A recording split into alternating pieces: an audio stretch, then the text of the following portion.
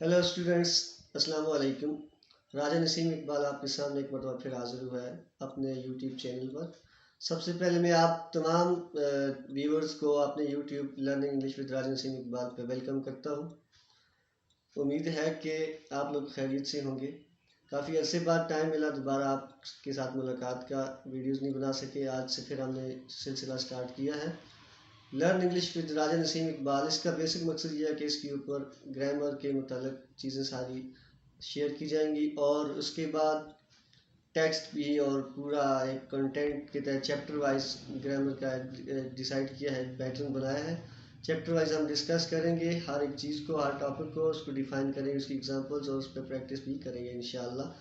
तो मुझे उम्मीद है कि आप लोग फॉलो करेंगे, चैनल को सब्सक्राइब करेंगे, लाइक करेंगे, शेयर करेंगे आगे। Thank you very much.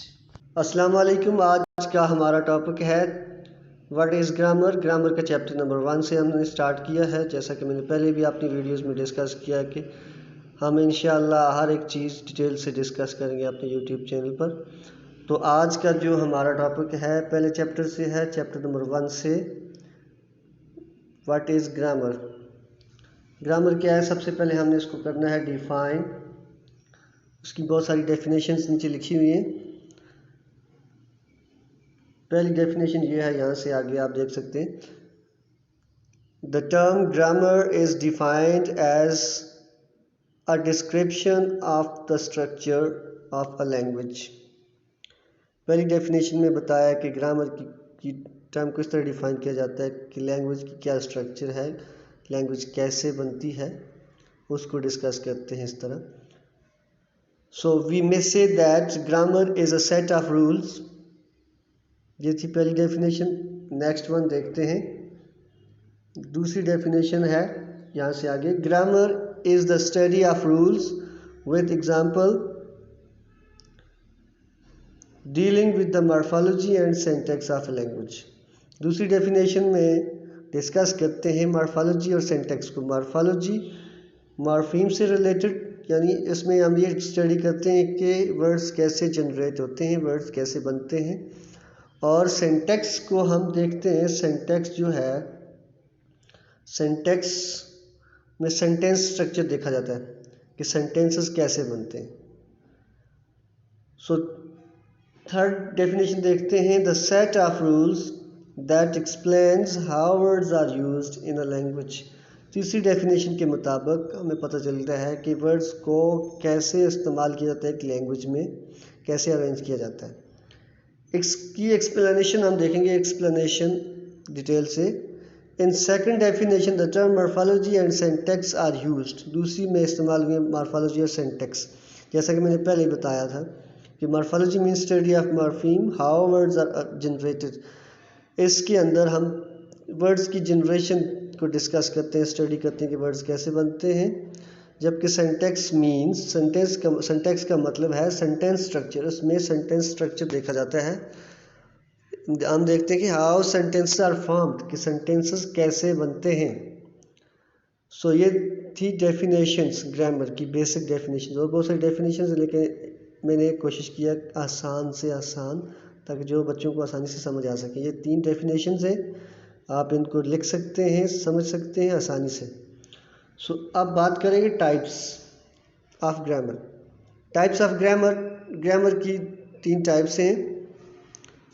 हर एक को डिफरेंट तरीके से देखा जाता है। There are 3 types of grammar, जो मैंने यहाँ पे मेंशन की हुई है और उनको एक्सप्लेन भी यहाँ पे करेंगे।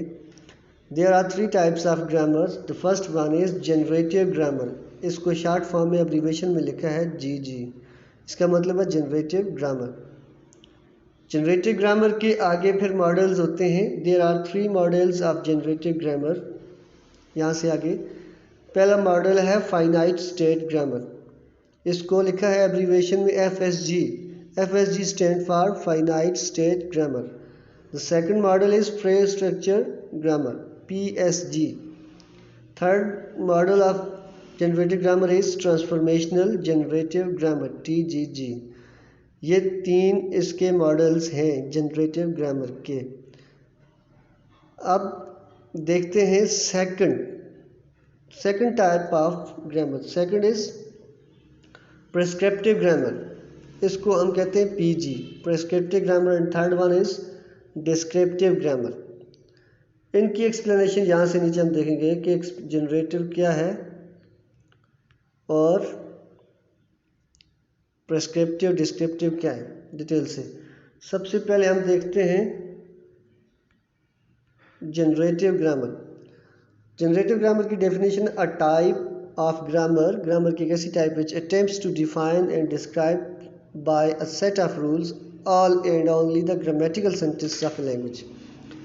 जनरेटिव सिर्फ ग्रामेटिकल सेंटेंसेस बताता है कि कैसे ग्रामेटिकल सेंटेंसेस सेट किए जाते हैं, कैसे बनते हैं, जो ग्रामेटिकली करेक्ट हैं या इनकरेक्ट हैं वो बताता है जनरेटिव ग्रामर। जबकि इसकी एक और डेफिनेशन है यहाँ से आगे, generative grammar is the one that projects any given set of sentences upon the large possibly infinite set of sentences that constitute the language being described, and that is the property of the grammar that reflects the creative aspects of human language। ये भी बताता है कि इंसानी जो language है उसके अंदर जितनी भी वर्ड्स बनते हैं, जो भी सेंटेंसेस बनते हैं, उनको ये डिस्कस करता है इनफाइनाइट तरीके जितने भी पॉसिबल हो सकते हैं। लेकिन जब हम इसकी आगे देखेंगे प्रॉपर्टीज़, उनमें हमें थोड़ा और डिटेल से पता चलेगा। प्रॉपर्टीज़ ऑफ जनरेटिव ग्रामर, ये है properties of generative grammar. Properties of generative grammar में सबसे पहली इसकी प्रॉपर्टी है, the grammar will generate all the well formed syntactic structure of the language. पहली प्रॉपर्टी में ये बताता है ग्रामर के तमाम वो वाले सेंटेंस जो सिंटैक्टिक स्ट्रक्चर में, जो सेंटेंस की जो स्ट्रक्चर उसके अकॉर्डिंग, यानी सेंटेंस की स्ट्रक्चर होती है, सबसे पहले वर्ड होता है, उस वर्ड के साथ फ्रेज, क्लास, इस तरह मिला के एक सेंटेंस बनता है। या इसकी जो डेफिनेशन है सेंटेंस की, combination of words which convey complete meaning, subject verb object, इस तरह ये स्ट्रक्चर है इसका सेंटेंस का, तो ये इसके अकॉर्डिंग बनाता है। दूसरा जो इसकी जो प्रॉपर्टी है, this grammar will consist of finite number of rules but will be capable of generating an infinite number of sentences. इनफाइनाइटेबल जो है, इनफाइनाइट जो नंबर है सेंटेंस की, वो भी इसके बनाने के काबिल होता है। Number third property, the rules will be recursive in nature. The rules will be recursive nature, rules जो है वो recursive mean repeat, rules repeat हो सकते हैं, यानी एक रूल के अकॉर्डिंग सेंटेंस बनाया, फिर दूसरा रूल भी आ सकता है, उस पर अप्लाई हो सकता है, तीसरा भी आ सकता है with logic. Number four, this grammar will be capable of revealing, कैसे, how superficially distinct sentences are closely related, कैसे एक दूसरे से करीब होते हैं। दूसरी बात, how superficially similar sentences are in fact distinct. उसके बाद, it will tell us about surface and deep structure in case, ये हमें बताता है सरफेस और डीप स्ट्रक्चर क्या है, यानी सरफेस में मीनिंग कुछ और होते हैं, डीप में मीनिंग कुछ और होते हैं। ये ग्रामर हमें वो वाली स्टडी हमें करवाता है। It will tell us about surface and deep structure in case one and will tell us about structural ambiguity of the sentence in case two. पहले हमें स्ट्रक्चर बताता है और दूसरी बात की उसकी हमें एम्बिग्विटी क्या, यानी सेंटेंस के स्ट्रक्चर में कोई अगर इबाहम हो, हमें क्लियर ना हो, तो वो भी हमें बताता है। उसके बाद हम देखते हैं मॉडल्स ऑफ जनरेटिव ग्रामर। ये है जी मॉडल्स ऑफ जनरेटिव ग्रामर। सबसे पहला मॉडल है इसका finite state grammar, FSG। FSG stand for finite state grammar. इसकी पहली डेफिनेशन है, simple grammar bye Chomsky which is capable of generating infinite number of sentences by applying finite number of recursive rules upon the finite vocabulary is called finite grammar। finite state grammar जो है इसको सबसे पहले introduce किया Noam Chomsky. Noam Chomsky एक grammarian है, basically ये mathematician था, लेकिन ये इसने बाद में काम किया लैंग्वेज पे, लिंग्विस्टिक्स पे और ग्रामर पे काम किया। ये उसने सबसे पहले ग्रामर की ये मॉडल को जनरेट किया, इंट्रोड्यूस कराया, फाइनाइट स्टेट ग्रामर। उसके बाद दूसरा जो इसका है फ्रेज स्ट्रक्चर ग्रामर। ये है फ्रेज स्ट्रक्चर ग्रामर। इसकी डेफिनेशन है a grammar which analyzes the structure of different sentence types in a language. It consists of phrase structure rules which show how a sentence can be broken into its various parts, constituents, mean parts, and how each part can be expanded. Phrase structure grammar designed to answer the following question. Phrase structure जो है तो analysis करता है structure का, मुख्तलिफ़ किस्म की structure, मुख्तलिफ़ किस्म की सेंटेंस की स्ट्रक्चर का, और उसके बाद ये हमें बताता है कि ये इसके अंदर मुख्तलिफ़ क्वेश्चन का आंसर कैसे दिया जाता है। Number 1, what are the constitutes of sentence, sentence की क्या क्या पार्ट्स हैं। मतलब सेंटेंस की पार्ट्स हैं सब्जेक्ट, वर्ब और ऑब्जेक्ट, ये सेंटेंस के पार्ट्स होते हैं, ये वो बताता है। दूसरी बात ये कहता है कि how are they constitutes organise, कि वो पार्ट कैसे ऑर्गेनाइज किए जाते हैं, तरतीब दी जाती है, कैसे सेट किए जाते हैं एक सेंटेंस की स्ट्रक्चर में। उसके बाद phrase structure grammar is more powerful than finite state grammar, finite state से ज़्यादा पावरफुल है, यानी ये ज़्यादा कैपेबिलिटी है इसके अंदर कि वो सेंटेंस को ज़्यादा अच्छे तरीके से एक्सप्रेस कर सकते हैं। It can generate all the sentences that finite state grammar can, ये तमाम जनरेट कर सकते हैं सेंटेंसेस जो फाइनाइट भी कर सकते हैं, उससे हट के भी कर सकते हैं। But it can also generate such sentences, लेकिन ये इस तरह के सेंटेंस जनरेट कर सकता है which finite state grammar fails to generate, जो फाइनाइट स्टेट ग्रामर फेल हो जाता है करते हुए, जो फाइनाइट स्टेट ग्रामर नहीं कर सकता जनरेट सेंटेंसेस, वो वाले सेंटेंसेस भी फ्रेज स्ट्रक्चर ग्रामर जनरेट करता है। आगे आ गया transformational generative grammar, transformational generative grammar third, TGG।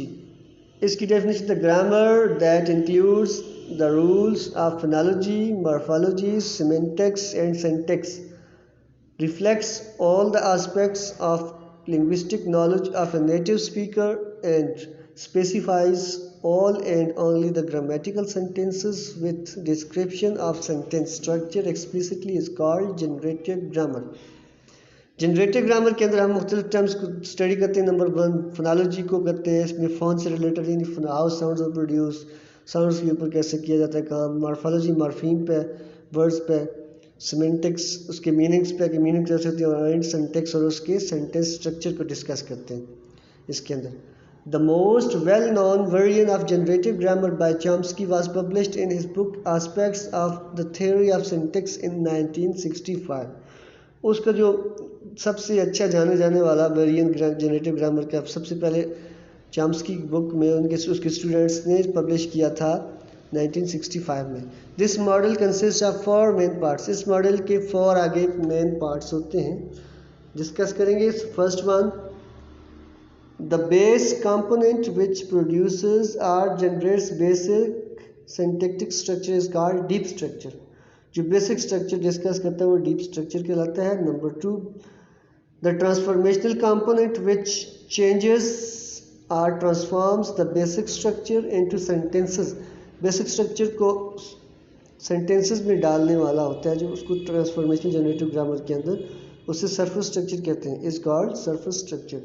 The third one, phonological component which gives sentences phonetic representation so that they can be pronounced, phonological representation देते हैं, phonological sounds base पर कैसे इनको discuss किया जाता है।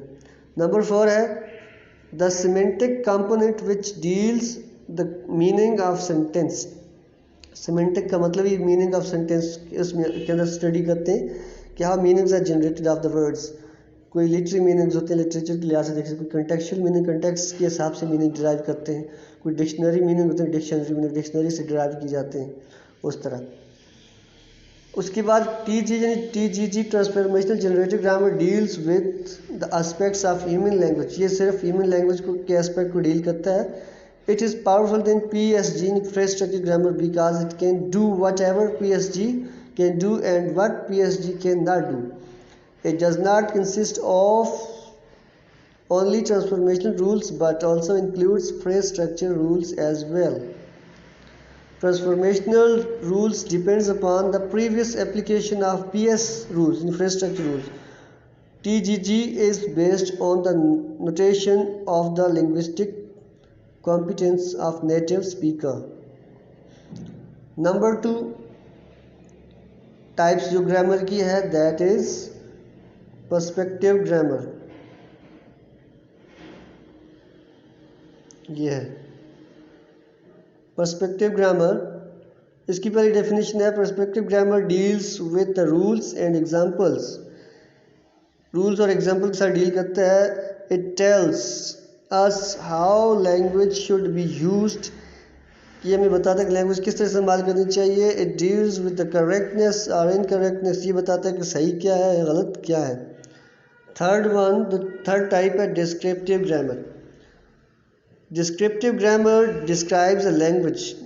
ये एक लैंग्वेज को डिस्क्राइब करता है। It tells us how a language is used by it's speaker. ये हमें बताता है कि लैंग्वेज के स्पीकर से कैसे इस्तेमाल की जाती है। तो ये था ग्रामर की डेफिनेशन और उसकी टाइप्स और उसके कंपोनेंट्स जो हमने डिस्कस किया। इसी चैप्टर में आगे इसी के लिहाज से हम इस तरह आगे जाएंगे चैप्टर वाइज और डिटेल से हम डिस्कस करेंगे अगली वीडियो में अगली बात। तो उम्मीद है कि आपको ये वीडियो अच्छी लगी होगी और समझ आई होगी। अगर आपको कोई चीज़ समझ ना आई हो तो कमेंट सेक्शन में कमेंट करके पूछ सकते हैं और कुछ सजेशन देना चाहिए वो भी दे सकते हैं। और उम्मीद है कि आप चैनल को सब्सक्राइब करेंगे, लाइक करेंगे, शेयर करेंगे वीडियो को। तो मिलते हैं नेक्स्ट वीडियो में। Thank you. अल्लाह हाफ़िज़।